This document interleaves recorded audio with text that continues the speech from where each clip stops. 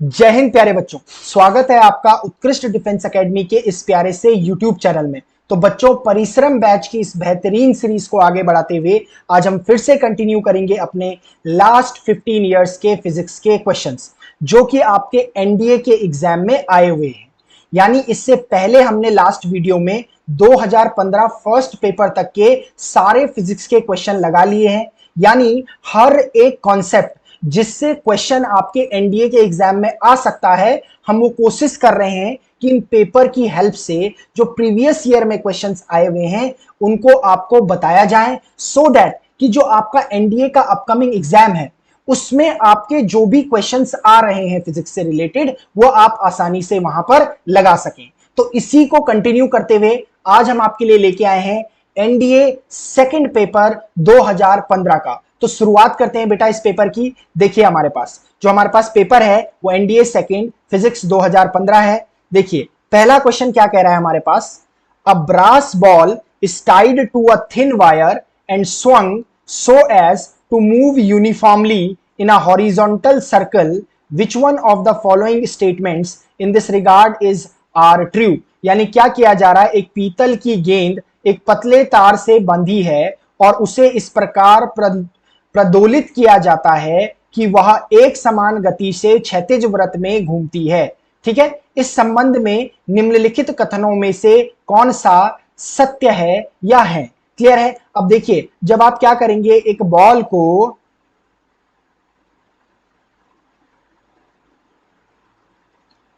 जब आप क्या करेंगे कि एक बॉल को आप टाई करेंगे, मान लेते हैं ये बॉल है और यहां से आपने टाई किया हुआ है, इस तरीके से बांधा हुआ है। मतलब किस तरीके से कर रहे हैं, आपने रस्सी में एक स्टोन को बांधा, पत्थर बांधा और आप ऐसे घुमा रहे हैं उसे, तो इससे क्या बनेगा, एक हॉरिजॉन्टल आपका सर्कल बनेगा। अब देखिए इस हॉरिजॉन्टल सर्कल में हो क्या रहा है, इनमें से कौन सा एक सही है। अब देखिए जरा, अगर आप बात करें तो इसमें आपके पास देखिए एक पोजीशन में यहां पर ले लेता हूं इसकी, एक पोजीशन यहां पर ले लेता हूं और एक पोजीशन यहां पर ले लेता हूं। तो ये इसकी हमारे पास क्या हो जाएगी, स्पीड की डायरेक्शन हो जाएगी जो टेंजेंशियली होती है। यहां पर भी इधर को हो जाएगी और यहां पर इस तरीके से हो जाएगी। अभी आपका क्या हो रहा है, सर्कुलर मोशन हो रहा है, एक तरीके से यूनिफॉर्म सर्कुलर मोशन होता है। तो इसमें आपकी क्या होती है, यूनिफॉर्म सर्कुलर मोशन में पहले भी हम पढ़ चुके हैं, स्पीड हमेशा क्या होती है, कांस्टेंट होती है। क्या होती है, स्पीड कांस्टेंट होती है। यू कैन सी दैट कि डायरेक्शन ऑफ मोशन जो है, डायरेक्शन ऑफ मोशन वो आपका चेंज हो रहा है। यू कैन सी दैट, यहां पर देखो डायरेक्शन कुछ है, यहां पर डायरेक्शन अलग है, यहां डायरेक्शन अलग है, डायरेक्शन अलग है। तो जब डायरेक्शन चेंज हो रहा है इसका मतलब वेलोसिटी क्या है, इसमें आपके पास वेलोसिटी वेरिएबल है। और अगर वेलोसिटी वेरिएबल है तो इसका मतलब है मोशन कैसा हो रहा है बेटा, मोशन आपके पास एसिलरेटेड मोशन है। क्लियर है, कैसा मोशन है, एसिलरेटेड मोशन है। यहां पर जो एसिलरेशन होता है उसे एसी लिखते हैं, यानी वो आपके पास सेंट्रीपिटल एसिलरेशन होता है जिसे v स्क्वायर अपॉन आर लिखते हैं। और इसी की वजह से एक फोर्स लग रहा होता है जिसे सेंट्रीपिटल फोर्स कहते हैं, जिसकी value mv square upon R होता है। क्लियर है। अब देख लेते हैं कौन सा सही है या गलत है। The ball moves with a constant velocity, नहीं वेलोसिटी तो कांस्टेंट नहीं होती है, इसका मतलब पहला तो आपके पास क्या हो गया, गलत हो गया, क्योंकि वेलोसिटी वेरिएबल है, डायरेक्शन चेंज हो रही है जगह जगह। The ball moves with constant speed, बिल्कुल सही है, कांस्टेंट स्पीड से मूव कर रहा है, तो दूसरा स्टेटमेंट सही है। The ball moves with the constant acceleration, अब देखो कांस्टेंट एसिलरेशन से तो बेटा नहीं मूव करेगा, क्योंकि जब वेलोसिटी चेंज हो रही है इसका मतलब है कि आपका एसिलरेशन भी चेंज हो रहा है। कैसे चेंज हो रहा है, देखो एसिलरेशन ना डायरेक्शन की वजह से चेंज हो रहा है। जैसे अगर मैं यहां पर अगर डायरेक्शन देखूं तो it is moving towards north, यानी वाई एक्सिस में जा रहा है, तो इस एसिलरेशन को मैं ए जे कैप लिखूंगा। और ये देखो आपकी तरफ किस तरफ जा रहा है, ये नेगेटिव एक्स एक्सिस की तरफ जा रहा है, इसका मतलब मैं इसे क्या लिखूंगा, आपके पास नेगेटिव ए आपके पास आई कैप लिखूंगा। देखो तो एसिलरेशन क्या है हमारे पास, देखो मैग्नीट्यूड तो सेम आ रहा है मेरे पास लेकिन डायरेक्शन चेंज हो रही है। इसका मतलब है the ball moves with constant acceleration, ऐसा तो नहीं होगा। The magnitude of acceleration of the ball is constant, ये सही है कि मैग्नीट्यूड क्या होगा, वो आपका कांस्टेंट होगा, लेकिन डायरेक्शन चेंज हो रहा है, तो हर एक पॉइंट पर आपका एसिलरेशन चेंज हो रहा है। क्लियर है, लेकिन फोर्थ आपका सही होगा क्योंकि मैग्नीट्यूड ऑफ एक्सेलरेशन आपका कांस्टेंट होगा। 2 and 4 आर करेक्ट आंसर्स, यानी ऑप्शन नंबर डी आपका सही आंसर होगा। अगला क्वेश्चन हमारे पास क्या कह रहा है, two long wires each carrying a DC current in the same direction are placed close to each other, which one of the following statement is correct. ठीक है, बोल रहा है कि दो लंबे तार जिनमें प्रत्येक में दिष्ट धारा डीसी करंट यानी डायरेक्ट करंट समान दिशा में प्रवाहित हो रही है, एक दूसरे के निकट रखे हैं, निम्नलिखित कथनों में से कौन सा सही होगा। डीसी करंट आपके पास क्या होती है, जो समय के साथ चेंज नहीं होती है, जो टाइम के साथ चेंज नहीं होती है। अल्टरनेटिंग करंट आपकी होती है जो समय के साथ निरंतर चेंज होते रहती है। क्लियर है। अब आपके बोल रहा है कि दो आपके पास वायर्स है, दो आपके पास करंट कैरिंग वायर्स है, तो बना देते हैं। ये दो करंट कैरिंग वायर्स हो गए हैं और इनमें मान लेते हैं कि I1 और I2 करंट बह रही है, सेम डायरेक्शन में बह रही है क्योंकि बोला गया है कि सेम डायरेक्शन। तो बोल रहा है the wires will attract each other, the wires will repel each other, there will be no force between the wires, there will be a force between the wires only a moment when the current is switched on और off. देखिए, इनमें current बह रही है, तो current बहने का मतलब है कि ये मैग्नेटिक फील्ड अपने अराउंड क्या कर रहे हैं, प्रोड्यूस कर रहे हैं, तो एक मैग्नेटिक फोर्स लगेगा इनके बीच।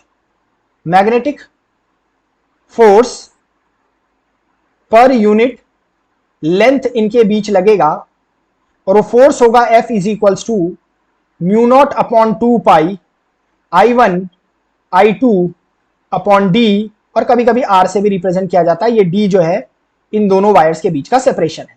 क्लियर है। ये आपके पास फोर्स पर यूनिट लेंथ है। कौन सा फोर्स, मैग्नेटिक फोर्स है। अब देखिए आप कैसे निकालेंगे इस फोर्स को, इसमें आप यूज करेंगे Fleming's left hand rule. Fleming's left hand rule क्या होता है कि अगर आप अपने थंब, अपने फोर फिंगर, अपने मिडिल फिंगर को इस तरीके से स्ट्रेच करें कि they are mutually perpendicular to each other, आप क्या कर रहे हैं कि अपने इन तीनों फिंगर्स को थंब के साथ, इन दो फिंगर्स और थंब के साथ इस तरीके से स्ट्रेच कर रहे हैं कि they become parallel to each other. तो आपकी जो थंब है वो फोर्स की डायरेक्शन को दिखाएगी, ये जो आपकी फोर फिंगर है वो मैग्नेटिक फील्ड की डायरेक्शन को दिखाएगी, और ये जो आपके पास मिडिल फिंगर है ये करंट की डायरेक्शन को दिखाएगी। याद करने का बहुत इजी तरीका है कि फादर, मदर, चाइल्ड। फादर का F फोर्स को डिनोट करता है, मदर का M मैग्नेटिक फील्ड को डिनोट करता है, और चाइल्ड का C करंट को डिनोट करता है। क्लियर है। तो FBI अगर आप इसे अप्लाई करेंगे तो आपको यहां पर मिलेगा कि अगर करंट जो है सेम डायरेक्शन में होती है, करंट जो है सेम डायरेक्शन में अगर होती है तो ये जो फोर्स लगता है वो अट्रैक्टिव फोर्स लगता है, यानी वायर्स अट्रैक्ट करेंगे। और अगर अपोजिट डायरेक्शन में है, अगर करंट की डायरेक्शन क्या है, अपोजिट डायरेक्शन है, तो ये क्या करेंगे, आपके पास रिपल्सिव होगा आपके पास। तो क्लियर है। अगर आपको करंट की डायरेक्शन यहां पर सेम दिखाई दे रही है, इसका मतलब इन वायर्स के बीच में कैसा फोर्स लगेगा, the wires will attract each other. Clear है। फ्लेमिंग्स लेफ्ट हैंड रूल के अकॉर्डिंग अगर आप देखेंगे तो दोनों वायर्स में सेम करंट, सेम डायरेक्शन में करंट है। जब सेम डायरेक्शन में करंट होती है तो wires will attract each other. कौन से फोर्स से, magnetic force per unit length से। क्लियर है। अगर अपोजिट डायरेक्शन में करंट फ्लो हो रही है, कि जैसे मेरे पास यहाँ पर दो वायर्स है, ये मेरे पास I1 ऊपर दे रखी है और इसके अपोजिट डायरेक्शन में I2 दे रखी है, तो ये एक दूसरे को रिपल करेंगे, यानी इनके बीच में रिपल्सिव फोर्स लगेगा। क्लियर है। इसीलिए ऑप्शन नंबर ए आपका करेक्ट आंसर हो जाएगा। अगला क्वेश्चन क्या कह रहा है कि द एब्सोल्यूट जीरो, देखो बेटा एब्सोल्यूट जीरो, एब्सोल्यूट जो टेम्परेचर होता है वो होता है टेम्परेचर एट केल्विन स्केल। ठीक है। अब ये बोल रहा है कि the absolute zero is the temperature below which not achievable is about. ठीक है। एब्सोल्यूट जीरो एक ऐसा टेम्परेचर होता है किसी भी सब्सटेंस का जिसके नीचे कोई भी टेम्परेचर अचीवेबल नहीं होता है, वो सबसे कम टेम्परेचर होता है, यानी उस सब्सटेंस से पूरी की पूरी हीट निकाल दी गई है। ऐसे में कहा जाता है कि कोई थर्मोडायनेमिक सिस्टम अगर एब्सोल्यूट जीरो पर है तो एब्सोल्यूट जीरो पर उसकी एनर्जी सबसे लो होती है। तो एब्सोल्यूट जीरो आपके पास होता क्या है, एब्सोल्यूट जो जीरो टेम्परेचर होता है वो होता है 0 केल्विन और माइनस 273 डिग्री सेल्सियस, और यहां पर ऑप्शन नंबर 3 सी आपके पास माइनस 273 डिग्री सेल्सियस को डिनोट कर रहा है। अगर ये 0 केल्विन होता तो ये करेक्ट आंसर होता। क्लियर है। अगला क्वेश्चन देखो क्या कह रहा है कि lightning conductors are used to protect building from lightning strikes, which of the following statements are true lightning conductors. यानी तड़ित आघातकों से भवनों को बचाने के लिए तड़ित चालकों का उपयोग किया जाता है। तड़ित चालकों के संबंध में निम्नलिखित कथनों में से कौन सा सत्य है। क्लियर है? आपको बोल रखा है, देखो लाइटनिंग कंडक्टर्स क्या होते हैं बेटा, लाइटनिंग जो कंडक्टर्स होते हैं अगर आपने देखा होगा तो बिल्डिंग्स पे ऊपर इस तरीके का एक मेटेलिक रॉड लगाई होती है, एक ऐसी मेटेलिक रॉड लगाई होती है और ये छत के ऊपर लगाई होती है। इसे लगाया क्यों जाता है? देखो सबसे पहले तो इस मेटेलिक रॉड को क्या किया जाता है, एक थिक वायर से कनेक्ट किया जाता है और इस थिक वायर का कनेक्शन अर्थ के साथ कर दिया जाता है। क्लियर है? मैंने क्या कहा कि एक मेटेलिक रॉड ली जाती है इस टाइप की और इसे पॉइंटेड बनाया जाता है यहां पर, और ये आपका इसका कनेक्शन एक थिक वायर के साथ किया जाता है और इस थिक वायर को अर्थ के साथ कनेक्ट कर दिया जाता है। क्लियर है? इसे टॉप ऑफ द बिल्डिंग पे रखा जाता है। ऐसा क्यों किया जा रहा है? जब भी क्या होगा, लाइटनिंग स्ट्राइक करेगी, बिजली कड़कती है ना, तो बिजली कभी कभी गिर जाती है, तो बिजली जैसे ही गिरेगी तो उससे क्या होगा कि सबसे पहले वो इस पर आ जाएगी, ये जो आपका लाइटनिंग कंडक्टर है ना, इसको मिल जाएगी वो सबसे पहले, और इसको मिलते ही इस वायर के थ्रू वो अर्थ में भेज दी जाएगी, जिससे क्या नहीं होगा, आपका बिल्डिंग में कोई भी डैमेज नहीं होगा। तो देखिए इससे रिलेटेड कौन सा सही है, lightning conductors create an electric field at its top so that lightning strikes it preferentially, यानी नहीं, ये आपका पास नहीं होता है, कोई भी इलेक्ट्रिक फील्ड वहां पर नहीं जनरेट होता है। भाई कोई आपके वहां पर करंट थोड़ी ना है, नहीं करंट है आपके पास कोई वहां पर, जब करंट ही नहीं है ना चार्जेस है वहां पर, ठीक है, तो कैसे कोई इलेक्ट्रिक फील्ड आ जाएगा? ठीक है, lightning conductors reduce the effect of the strike by uniformly distributing the charge that is current over the surface of the building. ठीक है, ये बोल रहा है कि लाइटनिंग कंडक्टर जो होता है वो क्या कर देगा, रिड्यूस कर देगा, किसको, वो जो आपकी लाइटनिंग आ रही है उसको, कैसे, बिल्डिंग में क्या कर देगा, फैला देगा बिल्डिंग के सरफेस। भाई अगर ऐसा होगा तो बिल्डिंग जल जाएगी, तो ये भी आपका गलत हो गया। क्लियर है?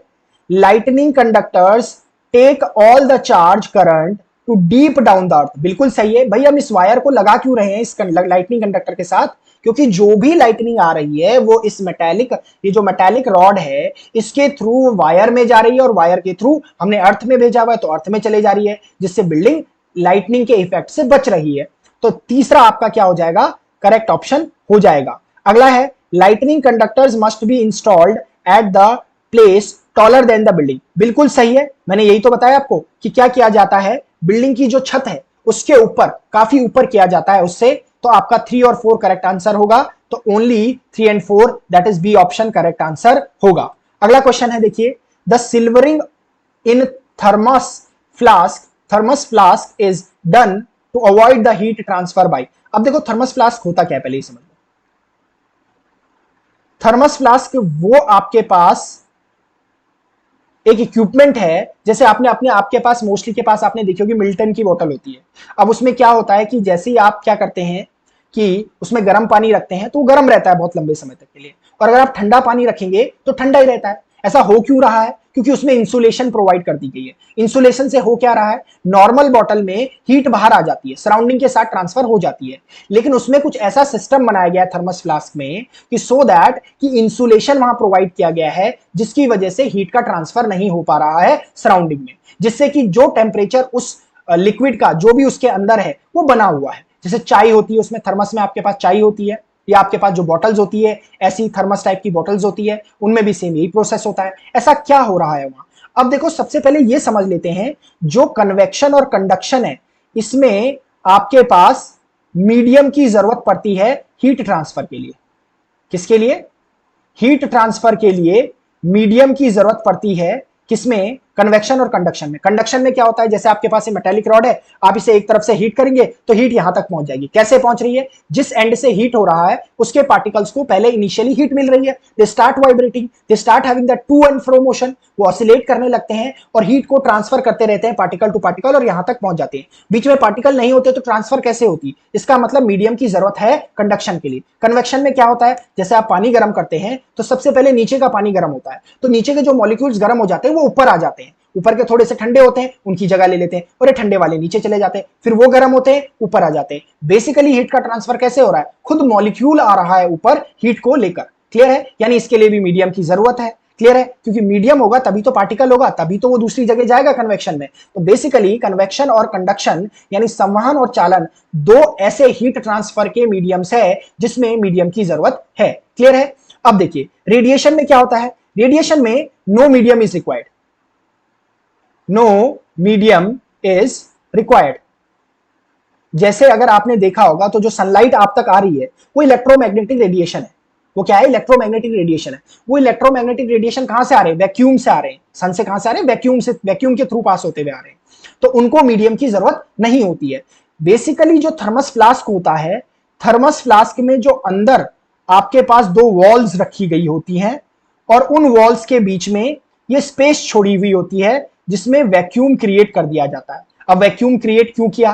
क्योंकि जो इसके अंदर आपका सब्सटेंस रखा हुआ है, फ्लूइड रखा है या चाय आपने जो भी रखी हुई है, उसका टेम्परेचर बाहर आने को अगर होगा तो यहां पर कोई मीडियम नहीं है, यानी कोई पार्टिकल नहीं है। इसका मतलब है कन्वेक्शन और कंडक्शन से तो हीट का ट्रांसफर होने से रहा।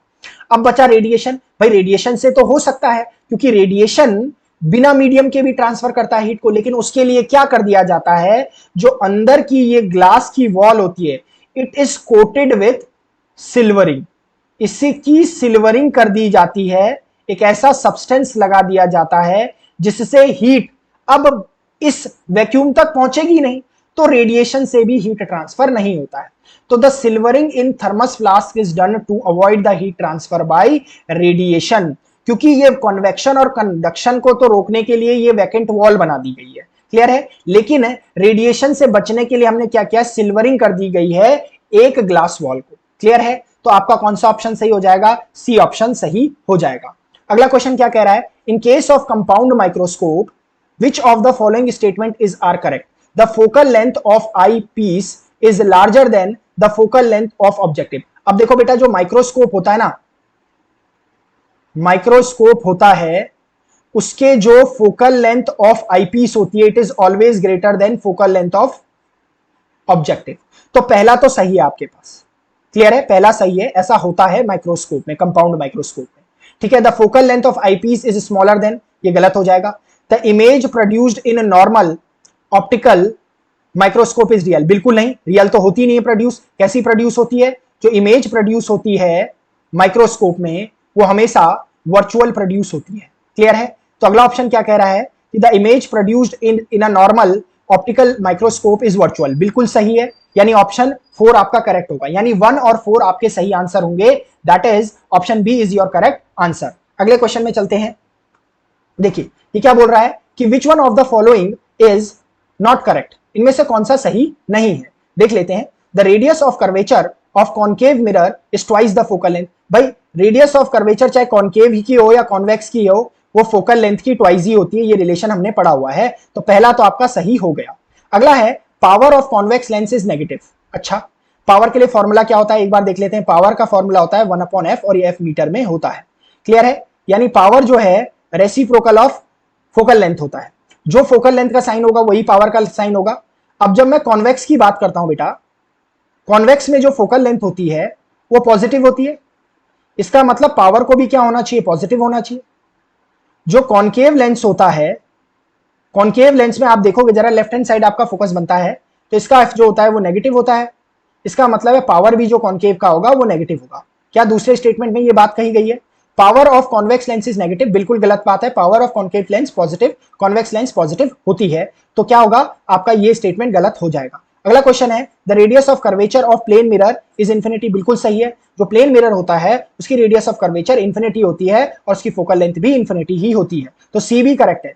When a ray of light passes from an optically denser medium to optically rarer medium, the angle of refraction is greater than the angle of incidence. बिल्कुल सही है भाई। क्या होता है कि ये मान लो मेरे पास क्या है, ऊपर वाला कहां से आ रही है? डेंसर से रेरर मीडियम में आ रही है। ये मेरे पास कैसा मीडियम है? ये डेंसर मीडियम है। और ये मेरे पास कैसा मीडियम है? रेरर मीडियम है। जब ray of light denser to rarer medium आती है तो it bend away from the normal, away from the normal जाती है। अब ये एंगल आई है और ये एंगल आर है। यू कैन सी दैट कि angle R is greater than angle I हो जाएगा। क्लियर है? तो ये भी आपका क्या है? सही होगा। तो एक ही स्टेटमेंट गलत है, दैट इज बी ऑप्शन। तो ये आपका करेक्ट आंसर हो जाएगा। याद रखना बेटा, इसमें पूछा गया नॉट करेक्ट, तो नॉट करेक्ट कौन सा होगा? बी ऑप्शन होगा आपका सही आंसर, जो गलत है। क्लियर है? अगला क्वेश्चन पूछा हुआ है which one of the following statement is not correct. फिर से वही क्वेश्चन, इनमें से कौन सा कथन सत्य नहीं है। If the velocity and acceleration have opposite sign, the object is slowing down. बिल्कुल सही बात है, वेलोसिटी नेगेटिव है इसका मतलब वेलोसिटी कम हो रही है। एक्सेलरेशन नेगेटिव है का मतलब है कि वो रिटार्डेशन हो रहा है, मंदन हो रहा है। तो मंदन के केस में क्या होती है, आपका क्या होता है, ऑब्जेक्ट स्लो डाउन करता है। तो ए ऑप्शन क्या है, करेक्ट है। If the velocity is zero at a instant the acceleration should also be zero at that instant. देखो इस पर चर्चा करते हैं, ये थोड़ा सा पेचीदा है। If the velocity is zero for a time interval. अच्छा भाई क्या हो रहा है कि टाइम इंटरवल का मतलब है, मैं कह रहा हूं कि 0 से 4 सेकंड के बीच में वेलोसिटी जीरो है, तो भाई ऑब्वियस है कि एक्सेलरेशन भी जीरो ही होगा। क्लियर है, तो इसका मतलब ये भी सही है। If the position and velocity have the opposite sign the object is moving towards the origin. बिल्कुल सही है, जब पोजीशन और वेलोसिटी क्या होती है, अपोजिट साइन में होती है, तो इसका मतलब है जो ग्राफ बनता है वो कहां की तरफ को बनता है, ओरिजिन की तरफ को बनता है। बचाइए इसका केस जरा देख लो, इसे बोल रहा है if the velocity at a instant. At a instant की बात कर लेते हैं। ये एक कोई मेरे पास बॉडी है और इसकी वेलोसिटी जीरो है, ये किसी इंस्टेंट पे होती है बात बेटा, एट एनी इंस्टेंट। अब एट एनी इंस्टेंट अगर मैं इस पर एक फोर्स लगा दूं यहां से, तो क्या क्या क्या बताइए क्या हो जाएगा, क्या ये एक्सेलरेट करने नहीं लगेगा? बिल्कुल करने लगेगा। ये किसी इंस्टेंट पर ही तो हो रहा है जब इसकी वेलोसिटी जीरो है, ये रेस्ट पे है, एट एन इंस्टेंट है। देखो इंटरवल पे बात अलग हो गई, इंटरवल पे बात अलग हो गई क्योंकि समय सीमा बता दिया है, ठीक है, अंतराल बता दिया कि इतने से इतने के बीच वेलोसिटी जीरो है, तो ऑब्वियसली एक्सेलरेशन भी जीरो होगी। लेकिन अगर किसी मोमेंट में, जैसे ये पेन है, ये किसी इंस्टेंट पे t इक्वल्स टू 1 सेकंड पे इसकी वेलोसिटी जीरो है, उसी समय पे अगर मैं इस पे फोर्स लगा दूं तो भाई इसमें एक्सेलरेशन नहीं आएगा क्या? बिल्कुल आ जाएगा। तो जब किसी इंस्टेंट पर किसी ऑब्जेक्ट की वेलोसिटी जीरो होती है, तो ऐसा जरूरी नहीं कि इसका एक्सेलरेशन भी जीरो हो। इसका मतलब ये आपका गलत है, यानी इसका ऑप्शन बी सही हो जाएगा, क्योंकि ऐसा पूछा हुआ है कि इनमें से कौन सा ऑप्शन गलत है। अगले की तरफ को जाते हैं। 3 equal resistances when combined in series are equivalent to 90 ohm. अच्छा, 3 रेजिस्टेंस है जिनका इक्वल क्या है, मैग्नीट्यूड है, तो R plus R is equal to 90 दे रखा है। इसका मतलब है 3R इज इक्वल टू 90। इसका मतलब एक इंडिविजुअल रेजिस्टेंस जो हो जाएगा वो 30 ओम का हो जाएगा। Their equivalent resistance when combined in parallel. बिल्कुल, जब पैरेलल में कनेक्ट करते हैं तो इक्विवेलेंट निकाल लेते हैं। पैरेलल में इक्विवेलेंट क्या होता है, 1/30 प्लस 1/30 प्लस 1/30। क्लियर है, तो 1/R इक्विवेलेंट मेरे पास क्या हो जाएगा, ये हो जाएगा 3/30। ठीक है, और ये कितने टाइम कैंसिल आउट हो जाएगा, 10 टाइम कैंसिल हो जाएगा, यानी R equivalent is equals to 10 ohm हो जाएगा। दैट इज आपके पास आपका ऑप्शन नंबर ए करेक्ट हो जाएगा। क्लियर है, बहुत इजी सा क्वेश्चन है। आगे बढ़ते हैं हमारे पास। The following figure represents the velocity time graph a moving car on road. निम्नलिखित या निम्नांकित चित्र किसी सड़क पर गतिमान एक कार का वेग समय ग्राफ दर्शाता है। तो विच segment of the graph represents retardation. कौन सा मंदन को शो करता है? मंदन में क्या हो रही होगी, वेलोसिटी कम हो रही होगी, तो एक ही दिखा रहा है जो कि BC है। ये BC जो है यही रिटार्डेशन को दिखा रहा है, क्योंकि इसी में वेलोसिटी कम हो रही है। अब आप देखो जरा, यहां पर OA में क्या हो रहा है, एक्सेलरेशन हो रहा है, और AD में हमारे पास क्या है, वेलोसिटी आपके पास क्या है, वेलोसिटी क्या है आपके पास, यहां पर वेलोसिटी जीरो नहीं, कांस्टेंट है। वेलोसिटी क्या है यहां पर, कांस्टेंट है। A टू B में वेलोसिटी कांस्टेंट है, इसका मतलब यहां पर एक्सेलरेशन जीरो है। C टू D में आप देखो बॉडी एक्सेलरेट कर रही है। क्लियर है, तो रिटार्डेशन कहां हो रहा है, B to C। That is option number B आपका करेक्ट आंसर हो जाएगा। अगला क्वेश्चन है, which one of the following statement is not correct. कौन सा इनमें से सही नहीं है। The Kelvin scale of temperature is called the absolute scale. अभी थोड़ी देर बताया कि जो केल्विन में टेम्परेचर को मेजर किया जाता है वही एब्सोल्यूट स्केल होता है, तो पहला तो आपके पास सही है। ठीक है, visible light radiation has wavelength 400 to 700 nanometre. बिल्कुल सही है कि विजिबल लाइट के अंदर आपके पास क्या आता है, विजिबल लाइट कौन सा, ये आपका इलेक्ट्रोमैग्नेटिक स्पेक्ट्रम का वो स्पेक्ट्रम है जहां पर आपको क्या दिखाई देता है, ये सारे कलर्स दिखाई देते हैं। इसमें कौन कौन से कलर आते हैं, विबग्योर आपके पास आता है, VIBGYOR। रेडियर की आपके पास V की सबसे कम क्या होती है आपके पास, फ्रीक्वेंसी वेवलेंथ होती है, तो 400 नैनोमीटर यहां, और 800 नैनोमीटर यहां पर हो जाएगा। तो ये जो आपके पास स्पेक्ट्रम बन रहा है इसे कहते हैं विजिबल लाइट, और ये आपका इलेक्ट्रोमैग्नेटिक स्पेक्ट्रम में लाई करता है। क्लियर है, ये आप इसे देख सकते हैं, तभी इसका नाम विजिबल लाइट पड़ा हुआ है। क्लियर है, तो ये ऑप्शन भी सही है। The capacity of doing work is called power, बिल्कुल गलत। Capacity of doing work, capacity of doing work यानी कार्य करने की जो क्षमता होती है उसे एनर्जी कहते हैं। क्या कहते हैं? एनर्जी कहते हैं। और पावर क्या होता है?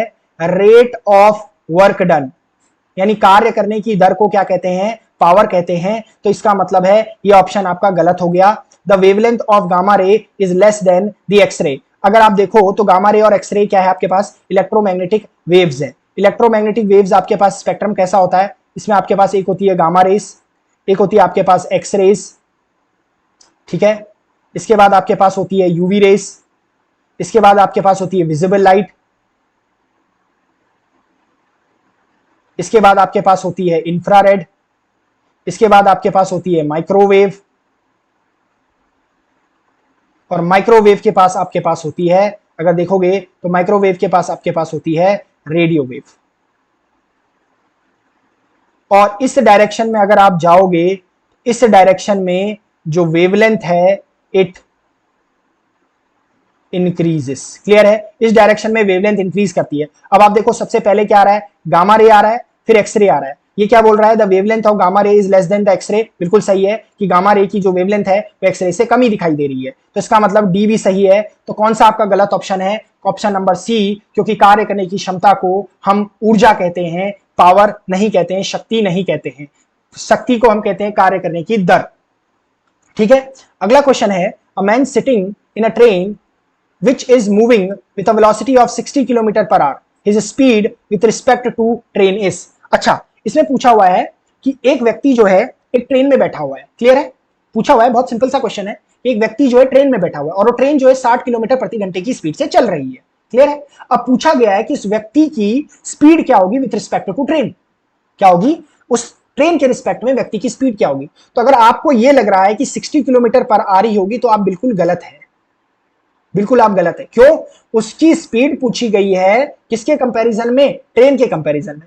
अब अगर आप एक बात बताइए, क्या उस व्यक्ति की जो ट्रेन में बैठा हुआ है, क्या उसकी पोजीशन में कोई डिस्प्लेसमेंट हो रहा है with respect to that train? नहीं हो रहा है ना। तो इसका मतलब है अगर ऐसा होता है कि व्यक्ति का या वस्तु का कोई भी डिस्प्लेसमेंट नहीं होता है किसी दूसरे ऑब्जेक्ट के रिस्पेक्ट में, तो मतलब उसकी वेलोसिटी जीरो है। क्लियर है? क्लियर है, याद रहेगी ये। तो हमारे पास क्या हो जाएगा कि ऑप्शन डी करेक्ट हो जाएगा, क्योंकि उसकी वेलोसिटी नहीं पूछी गई है, उसकी velocity with respect to train पूछी गई है। और विथ रिस्पेक्ट टू ट्रेन अगर वो मोशन कर रहा होता, डिस्प्लेस करता अपनी जगह से, तभी उसकी कुछ वेलोसिटी होती। Since he is not displacing with respect to the train, that is the reason why we are saying that उसकी वेलोसिटी जो है वो जीरो हो जाएगी। अगले क्वेश्चन पे चलते हैं कि which one of the following is the SI unit of thermal conductivity of material। Thermal conductivity देखो क्या होता है, देखो हमारे पास एक फॉर्मूला होता है रेट ऑफ हीट ट्रांसफर का। हमारे पास एक फॉर्मूला होता है कि जब एक वस्तु से दूसरे वस्तु में हीट का ट्रांसफर होता है तो उसके लिए फॉर्मूला होता है रेट ऑफ हीट ट्रांसफर। क्या फॉर्मूला है? रेट ऑफ हीट ट्रांसफर, जिसे लिखा जाता है dq over dt is equals to ka over l into del T. यहां पर k क्या है? थर्मल कंडक्टिविटी क्या है? a जो है सरफेस एरिया है किसी भी सब्सटेंस का, l उसकी लेंथ है, और del T change in temperature है। dq ओवर dt जो है change in heat with respect to time है। अब मुझे तो क्या चाहिए? इस k की यूनिट चाहिए, तो k के लिए पहले फॉर्मूला लिख लेते हैं।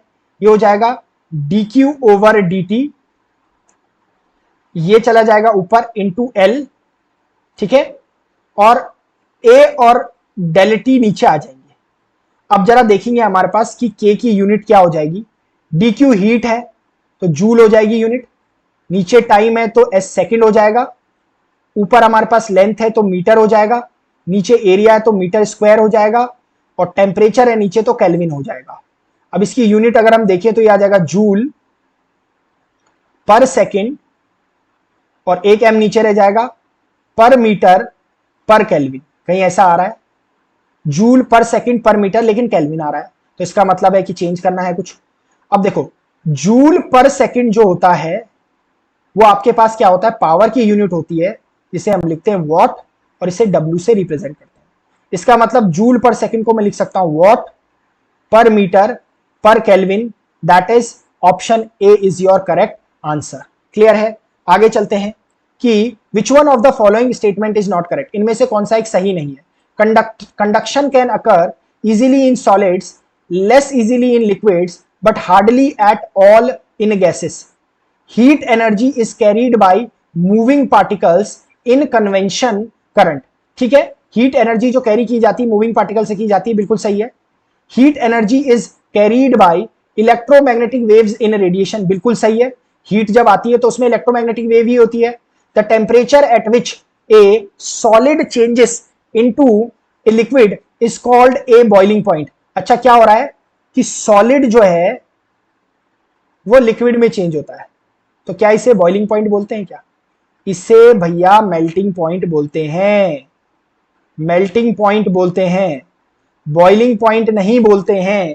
इसमें तो क्या है आपके पास, पानी जब उबलता है, जब लिक्विड से वेपर में कन्वर्ट होता है, तब हमारे पास क्या आता है, बॉइलिंग पॉइंट। इसका मतलब है कि नॉट करेक्ट में डी ऑप्शन ही आपके पास क्या हो जाएगा, नॉट करेक्ट, यानी सही नहीं होगा, तो ऑप्शन डी आपका सही आंसर हो जाएगा। पहला सही है कि conduction can easily occur in solids, less in liquids and hardly at gases. Clear है?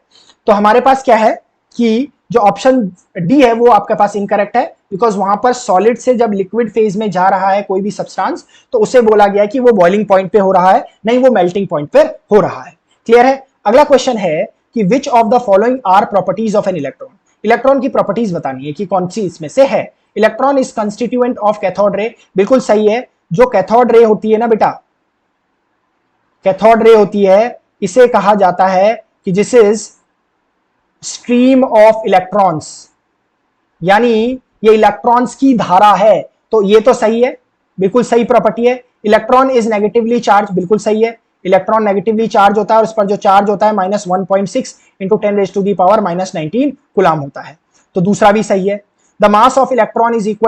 10⁻⁻⁻⁻⁻⁻⁻⁻⁻⁻⁻⁻⁻⁻⁻⁻⁻⁻⁻⁻⁻⁻⁻⁻⁻⁻⁻⁻⁻⁻⁻⁻⁻⁻⁻⁻⁻⁻⁻⁻⁻⁻⁻⁻⁻⁻⁻⁻⁻⁻⁻⁻⁻⁻⁻⁻⁻⁻⁻⁻⁻⁻⁻⁻⁻⁻⁻⁻⁻⁻⁻⁻⁻⁻⁻⁻⁻⁻⁻⁻⁻⁻⁻⁻⁻⁻⁻⁻⁻⁻⁻⁻⁻⁻⁻अच्छा, मास ऑफ इलेक्ट्रॉन जो होता है वो होता है 9.1 इंटू 10⁻⁻31 kg, और जो मास ऑफ प्रोटॉन होता है वो 1.67 1.27 नॉट 67 1.27 1.27 इंटू 10⁻⁻27 kg होता है। देखो दोनों ही मासेस अलग अलग है, तो इसका मतलब ऑप्शन तीसरा गलत हो गया। Electron is deflected by electric field but not by magnetic field. दूसरी बात, इलेक्ट्रॉन देखो क्या है, एक चार्ज पार्टिकल है, चार्ज पार्टिकल है, तो ये जो है it is deflected by magnetic field plus electric field, क्योंकि एक चार्ज पार्टिकल है तो इसे मैग्नेटिक फील्ड और इलेक्ट्रिक फील्ड दोनों ही डिस्प्लेस कर सकते हैं, यानी इसे डिफ्लेक्ट कर सकते हैं, तो ये भी गलत हो गया। तो दो ऑप्शन सही है, पहला और दूसरा, और पहला और दूसरा कौन दे रहा है, ऑप्शन नंबर ए दे रहा है, तो A is your correct answer. अगला क्वेश्चन कह रहा है कि the resistance of wire of length L and area of cross section A is X ohm. मतलब हमें क्या दे रखा है, एक रेजिस्टेंस दे रखा है आर, जिसका लेंथ एल दे रखी है, तो rho L upon cross section area A है, और ये हमें क्या दे रखा है, एक्स ओम दे रखा है। If the wire is stretched to double, यानी लेंथ को कर दिया है L is equal to 2l, its resistance would become. अब जब लेंथ 2 गुना हो गई है तो क्रॉस सेक्शन एरिया जो ए है, A dash is equal to a/2 हो जाता है। पहले ही मैंने आपको बताया कि अगर लेंथ 2 गुनी हो गई है तो क्रॉस सेक्शन एरिया a/2 हो जाएगा, सो दैट की वॉल्यूम इक्वल रहे, क्योंकि वॉल्यूम हमेशा इक्वल रहता है। ठीक है, तो हमारे पास क्या आ जाएगा कि r dash is equal to आपके पास आ जाएगा, रो तो सेम रहेगा, क्लियर है, वायर क्योंकि सेम है, एल डैश आ जाएगा अपॉन, और अपॉन ए डैश आ जाएगा। अब रो एल डैश की जगह क्या दे रखा है, ट्वाइस ऑफ एल दे रखा है, और ए डैश की क्या दे रखा है, a/2 दे रखा है। तो r dash is equal to क्या हो जाएगा, 2 ऊपर चले जाएगा तो हो जाएगा 4 रो एल अपॉन ए आ जाएगा, और रो एल अपॉन ए क्या है आपके पास, x है, तो आ जाएगा 4x ओम आ जाएगा। इसका मतलब जब आप ऐसी कंडीशन लगाते हैं तो रेजिस्टेंस 4 गुना हो जाएगा, that is option C is your correct answer. अगला क्वेश्चन कह रहा है कि which of the following statements regarding heavy water are true. Heavy water होता क्या है, हैवी वाटर आपका D2O होता है, यानी ड्यूटीरियम ऑक्साइड होता है। क्लियर है? अब देखिए ये बोल रहा है कि it is extensively used as moderator in a nuclear reactor. बिल्कुल सही है, हमने पहले भी देखा हुआ ये क्वेश्चन। ये न्यूक्लियर रिएक्टर में मॉडरेटर का काम करता है। मॉडरेटर मतलब ये क्या करता है कि भारी जल जो होता है वो क्या करता है, न्यूट्रॉन्स बहुत तेज स्पीड में आ रहे होते हैं तो उनको ये स्लो डाउन करता है। स्लो डाउन इसलिए करता है so that chain reaction properly हो सके न्यूक्लियर रिएक्टर में। तो ये सही है पहला। It can not be used in exchange reaction to study the reaction mechanism. बिल्कुल गलत है। देखिए इसका जो यूज है, D2O का जो यूज है वो एक्सचेंज रिएक्शंस जो होती हैं उनके स्टडी में यूज किया जाता है, उसकी मैकेनिज्म को समझने के लिए हमेशा यूज किया जाता है। तो आपका सेकंड तो गलत हो गया। Viscosity of heavy water is relatively smaller than that of ordinary water. बिल्कुल गलत है। जो विस्कोसिटी ऑफ D2O होती है वो आपके पास always greater than viscosity of H2O होती है। ठीक है, तो ये आपके पास गलत हो गया दूसरा, हमेशा याद रखें। The dielectric constant of heavy water is smaller than that of the ordinary water. बिल्कुल सही है। डाइलेक्ट्रिक कांस्टेंट हैवी वाटर का जो होता है वो नॉर्मल वाटर से कम ही होता है। तो आपका ऑप्शन 1 और 4 सही है, यानी ऑप्शन डी आपका करेक्ट आंसर होगा। अगला क्वेश्चन कह रहा है कि conservation of momentum in a collision between particles can be understood on the basis of. देखो ये जो कोलिजन ऑफ पार्टिकल्स का है जो कंजर्वेशन ऑफ मोमेंटम से रिलेटेड है, इसमें क्या होता है, कंजर्वेशन ऑफ मोमेंटम क्या कहता है कि अगर कोई भी फोर्स सिस्टम पर अप्लाई नहीं हो रहा है तो कोलिजन करने से पहले का जो मोमेंटम होता है, total momentum of the system होता है, that is equal to the total momentum after the collision. Clear है? तो ये आपका कंजर्वेशन ऑफ मोमेंटम है। इसको प्रूव करने के लिए आपके दोनों लॉस का यूज होता है।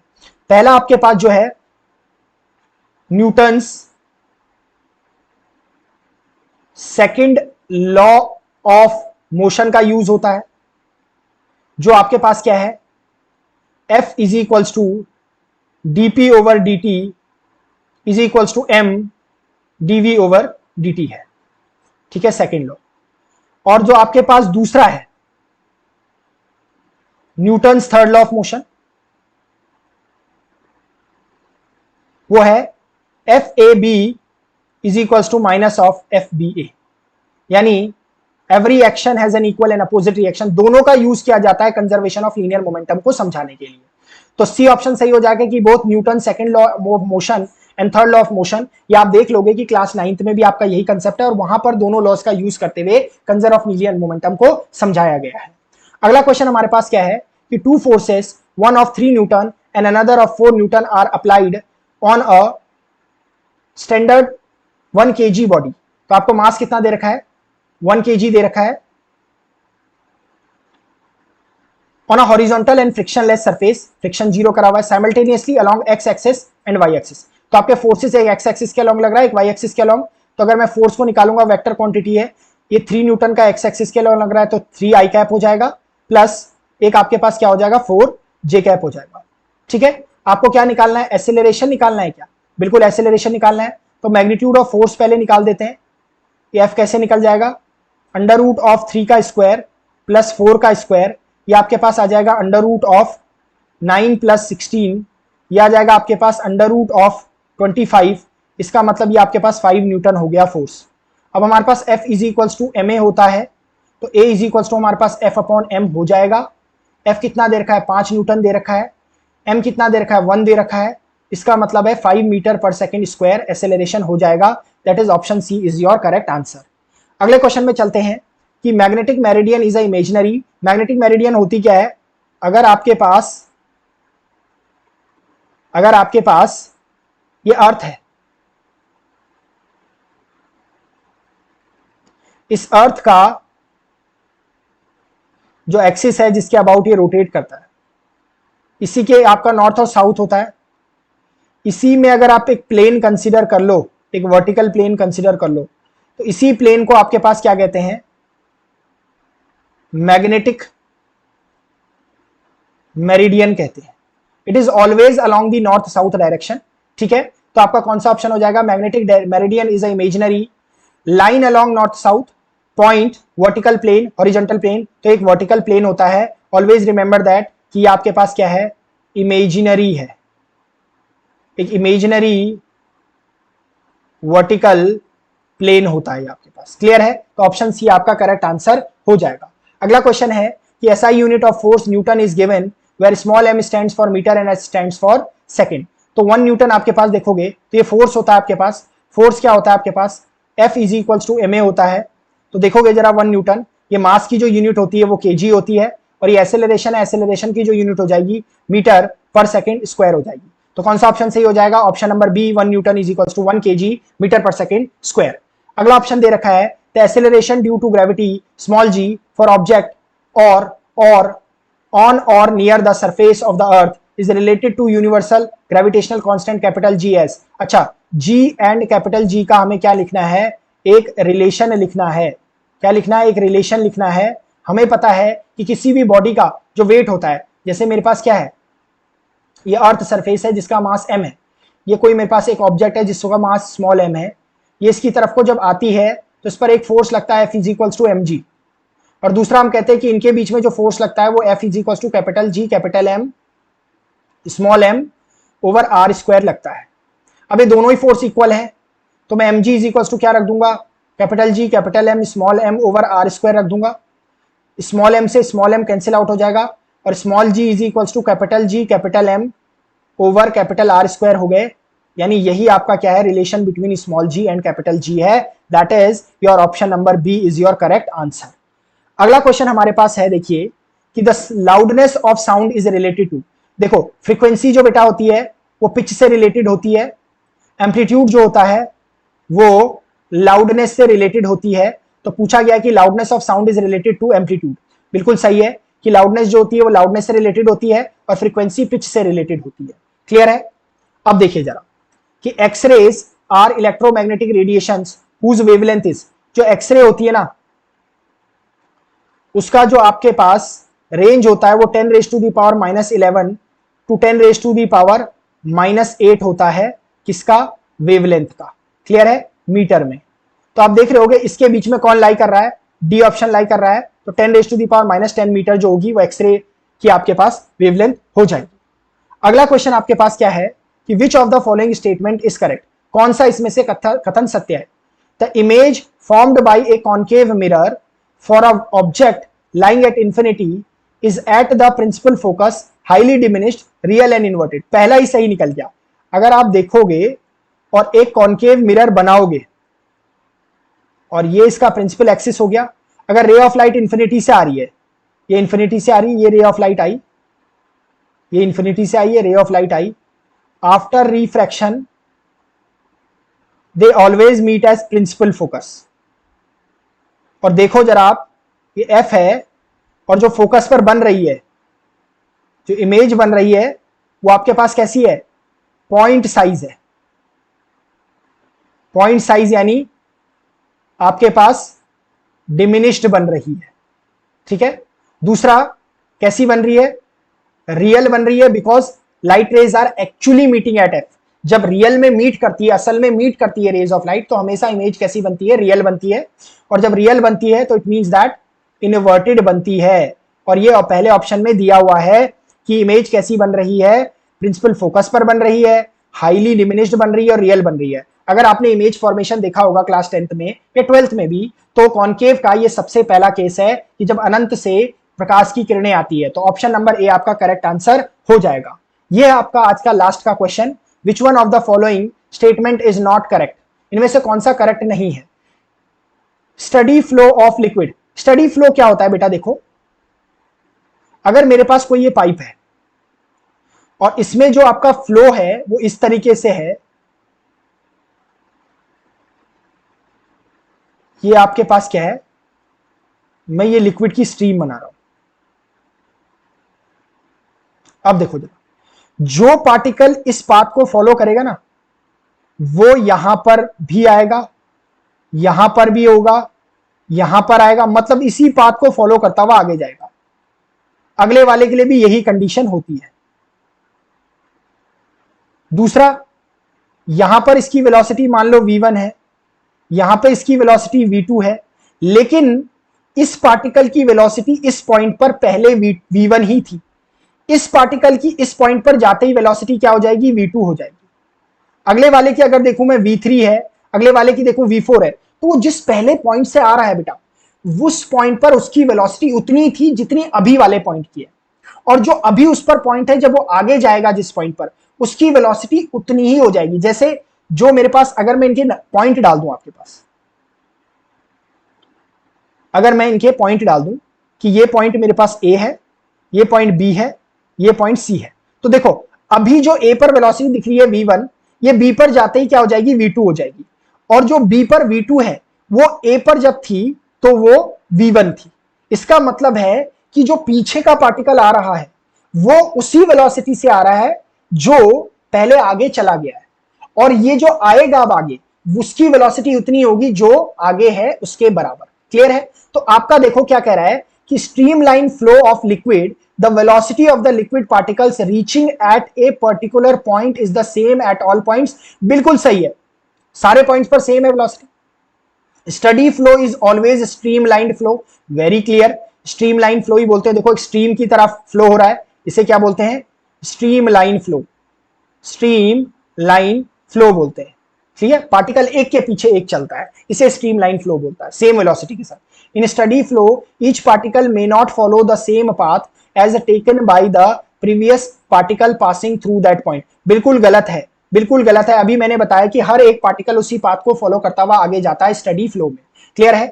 Two stream line can not intersect each other. बिल्कुल सही पॉइंट है। देखो अगर दो स्ट्रीम लाइन क्या करेंगी ना, एक दूसरे को इंटरसेक्ट करेंगी, तो ये स्ट्रीम लाइंस जो होती है ये direction of flow of liquid बताती है। अगर यहां पर दो डायरेक्शन हो गई तो एक पॉइंट पर दो डायरेक्शन होना not possible. That is the reason why these stream lines never intersect each other. तो that the option, correct option is your C option, जो कि बोल रहा है कि सेम पाथ पे फॉलो नहीं करेगी, जबकि स्टडी फ्लो में हमेशा सेम पाथ पर लिक्विड फ्लो करेगा। तो बेटा ये था आपका एनडीए सेकंड 2015 के सारे फिजिक्स के क्वेश्चन। आप देख रहे होंगे कि हर एक ऑप्शन को मैं आपको बहुत डिटेल में बता रहा हूं। इसका रीजन क्या है? क्योंकि हर एक ऑप्शन से कोई ना कोई एक नया कॉन्सेप्ट रिलेटेड है, जिससे क्या होगा कि आपका वो कॉन्सेप्ट भी बिल्डअप हो जाएगा जो आप क्वेश्चन जिसका नहीं लगा रहे हैं। क्लियर है? इससे आपके maximum number of concepts build up हो जाएंगे, और जो अपकमिंग एनडीए का एग्जाम होने वाला है उसमें आपको ये बहुत फायदा देने वाला है। इसी तरीके से आप हमारी प्रीवियस वीडियोस को भी देखते रहिए। जितने भी मैंने प्रीवियस ईयर्स के क्वेश्चंस कराए हुए बहुत डिटेल में कराए हुए हैं। अगर आप इनको इन लास्ट 10 से 15 दिनों में रिवाइज भी कर लेंगे और आपने पहले बहुत ज्यादा पढ़ा नहीं है, तो भी आपके मैक्सिमम कंसेप्ट्स इस तरीके से बन जाएंगे कि आप तैयार हो जाएंगे जो आपका एनडीए का एग्जाम है उसमें जितने भी क्वेश्चन है उनको लगाने के लिए। तो बेटा आप हमें सपोर्ट करिए, और आपको सपोर्ट कैसे करना है, देखिए हमारे वीडियो को लाइक करिए, शेयर करिए जितना हो सकता है, और चैनल को तो सब्सक्राइब करिए ही, क्योंकि हम आपके लिए देखिए बहुत बेहतरीन कंटेंट ला रहे हैं। कोशिश कर रहे हैं कि आपके एग्जाम से पहले आपके फिजिक्स को इतना स्ट्रांग कर दिया जाए कि सो दैट कोई भी क्वेश्चन आप ऐसा ना हो कि ना कर पाए आपके एनडीए के अपकमिंग एग्जाम में। तो बेटा मिलते हैं आपसे नेक्स्ट वीडियो में। Till then keep studying. जय हिंद।